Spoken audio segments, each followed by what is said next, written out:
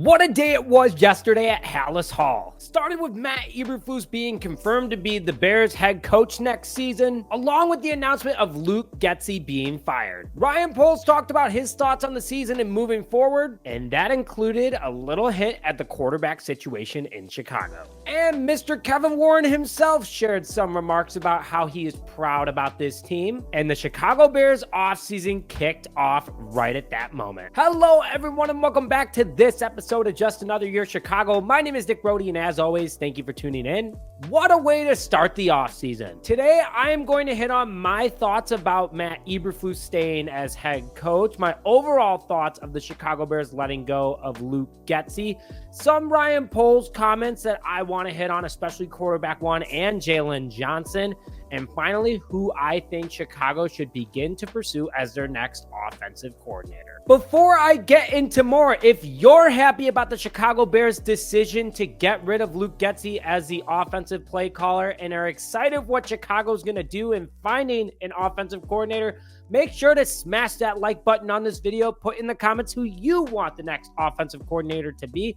And as always, if you're here and excited about the offseason, write bear down in the comment section below. So let's start with Matt Eberflus staying as head coach. To be honest, I support the decision. Let's start with just a little background about what Eberflus has gone through. 3-14 in 2022, ending on a 10-game losing streak. Got the number one overall pick, traded it for an absolute haul, and got a lot better players. Not justifying that 3-14 is acceptable. Started this season 1-6. Ended the season 7-10. Last 8 games 5-3 and 2-1 against NFC North opponents. Massive improvement compared to last year. And what do they always say, that rebuilds take 3 years? Well, this was year 2. But there's more to what Eberflus has had to deal with as a head coach. He lost his defensive coordinator for reasons we still don't know after week 1. Dealt with a player that caused a ton of drama in locker room dysfunction. Lost his starting quarterback for 4 weeks in the middle of the season. Walked into a primetime game on the verge of being fired. And then he lost his running back coach due to inappropriate behavior in the workplace. So he overcame all that, ended the second half of the season on a positive note, and was knocking on the door with the playoffs after week 17. Not only that, but he has everything that you want a head coach to have control of. The locker room loves him. He has personal relationships with almost all the players, was fighting for the playoffs as long as he could, takes credit for his actions, good or bad, and overall, just a better, more professional head coach than I can remember in recent memory. Yeah, that's a shot at Matt Nagy. He wasn't professional at all. But Eberflus is on a tight leash. He needs to get the best offensive coordinator possible, which he admits. But for Flus, also leading the defense to being top 5 in every single positive category over the last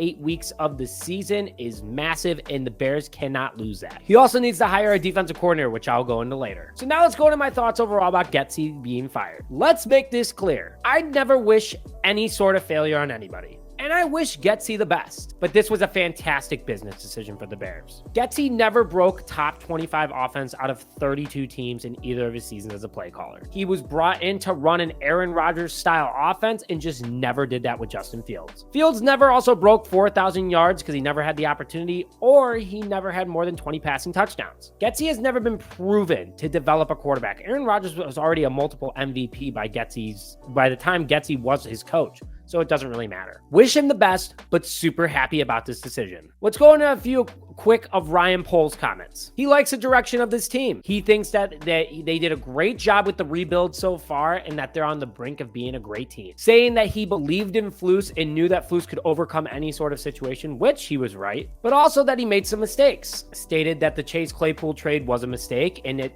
honestly, he thought he was going to get fired, but the McCaskies went to him and gave him the confidence that he was doing a great job so far the time he was there, and that, listen, you're going to fall flat on your face, go out and keep shooting your shot. What did he do right after they told him that? Went and got Montez Sweat. But overall, super happy with how the defense is moving forward. He says that all the pieces are coming together and it's actually farther along than he thought. He is proud of Justin Fields and his progression, and that's the big one. He doubled down in the interview and said, I would have to be blown away by a prospect but to use the number 1 on a quarterback. Left it open that number 9, maybe trade back, maybe take one in the second round. Who knows? But he said he's going to evaluate every single option possible for that number 1 overall pick. And he's excited about free agency. And finally, the big one. Poles said himself, Jalen Johnson is not going anywhere. Confirming that the Bears are going to make this thing work, that's a huge positive for this roster, for the locker room, and the fan base. And Kevin Warren pretty much doubled down and agreed on everything. And one thing Kevin Warren said is that his main focus moving forward is going to be building the best stadium possible for this franchise. So stay tuned for that news. I feel like he was hinting that big things are coming soon. And finally, as promised, 3 offensive coordinators. I'm going to go more in depth for you guys moving forward as time goes on. So make sure you press that subscribe button to stay up to date on all my content.